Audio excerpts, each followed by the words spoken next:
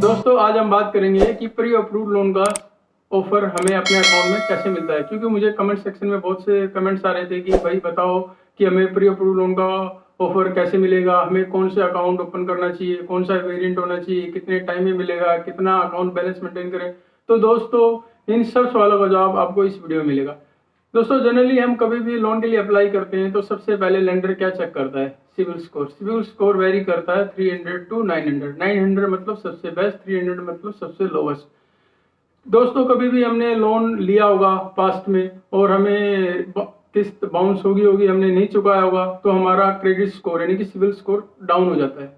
तो इससे क्या रहता है कि भाई गारंटी कम हो जाती है हमें लोन मिलने की। और अगर हम टाइमली किस्त पेमेंट हम करते हैं तो हमारा सिविल स्कोर बढ़ जाता है। तो दोस्तों 900 मतलब कंपनी को ऐसा लगता है कि भाई ये हमारा लोन चुका देगा, जो हम लोन देंगे उसकी ईएमआई हमारी टाइम पे कर देगा। अगर 300 मतलब कि भैया ये पुअर है, ये हमारा लोन चुकाएगा नहीं। 750 से लेके 900 तक बेस्ट है। अगर उससे नीचे अगर आप आओगे तो बहुत सी जो ऑर्गेनाइजेशन है आपको लोन दे देंगी, पर उनका रेट ऑफ इंटरेस्ट बहुत ज़्यादा होगा। जो 750 से जो अबव होगा आपका लोन 750 टू 900, जब आप किसी में अप्लाई करोगे और तो आपको जो लोन मिलेगा उसका रेट ऑफ इंटरेस्ट बहुत कम होगा, क्योंकि आपका सिविल स्कोर बहुत अच्छा है और उनको लगेगा कि भैया हमारा लोन वो टाइम पे चुका देंगे, आपका क्रेडिट स्कोर बहुत अच्छा है, आपकी हिस्ट्री बहुत अच्छी है, तो रेट ऑफ इंटरेस्ट कम मिलेगा, आपको जल्दी अप्रूव होगा। पहला पॉइंट। दूसरा पॉइंट बैंक बैलेंस। अगर आपके अकाउंट में बैलेंस है तो उनको लगेगा कि भैया ये हमारा लोन चुका देगा क्योंकि इसकी इनकम है, ये बैंक बैलेंस रखता है, एक पॉजिटिव इम्पैक्ट पड़ेगा। तो तीसरा पॉइंट अकाउंट का वेरिएंट। अगर आपने अकाउंट का वेरिएंट हायर है तो आप बैलेंस भी उसी के हिसाब से मेंटेन करोगे, आपको पॉजिटिव इम्पैक्ट पड़ेगा। अगर आपका अकाउंट का बैलेंस जो आपने रखते ही नहीं हो, आपने वेरिएंट जो खुलवाया वो जीरो बैलेंस से खुलवाया, तो कहाँ से मिलेगा? नहीं मिलेगा मेरे दोस्तों। चौथा पॉइंट जो ये है कि भाई आपका प्रोफाइल, जैसे कि आप एक सैलरी पर्सन हो और आपकी कंपनी में काम करते हो टीसीएस में, ठीक है, और एक दूसरा पर्सन है जो कि भाई लोकल आईटी फर्म में काम करता है। दोनों की सैलरी सेम है, पर लेकिन किसको अप्रूव मिलेगा ऑफर? जो टीसीएस में काम करता है। क्यों? क्योंकि एक रेपुटेड कंपनी है, एक स्टेबल जॉब है, एक स्टेबल इनकम है। पर जो आईटी में काम करता है एक रेपुटेड कंपनी नहीं है, स्टेबल इनकम नहीं बोल सकते, कब उसकी नौकरी चली जाए।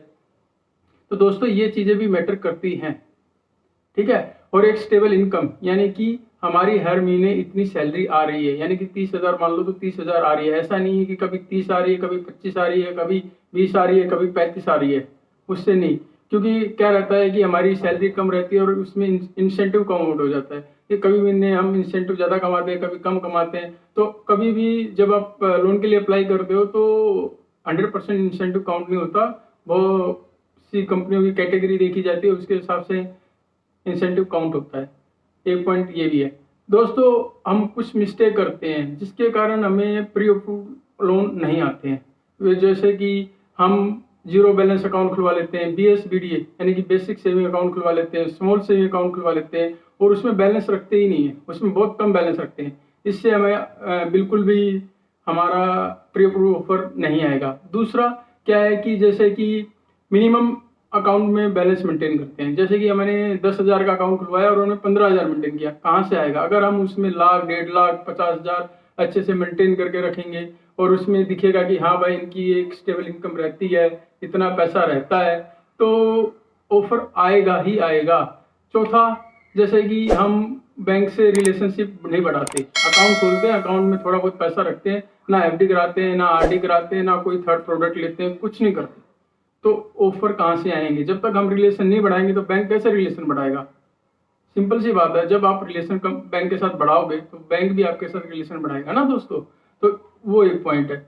और इसमें एक पॉइंट और भी है कि भाई लोकेशन।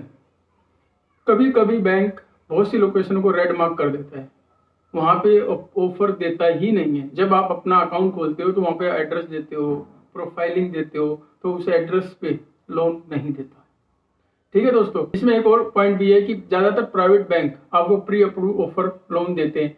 और देखिए कभी भी अगर आपके अकाउंट में कोई सेटलमेंट हुआ है, यानी क्रेडिट कार्ड का सेटलमेंट, लोन का सेटलमेंट, तो आपको बहुत कम चांसेस है कि आपको प्री अप्रूव्ड ऑफर आएगा। ठीक है, ये कुछ पॉइंट हैं जो आपको माइंड में रखना है कि भाई अगर ये हम गलती करेंगे तो हमें प्री अप्रूव का ऑफर नहीं आएगा। और ये जो मैंने कुछ पॉइंट बताए भी हैं कि भाई जिनसे आपको ऑफर आ जाएगा।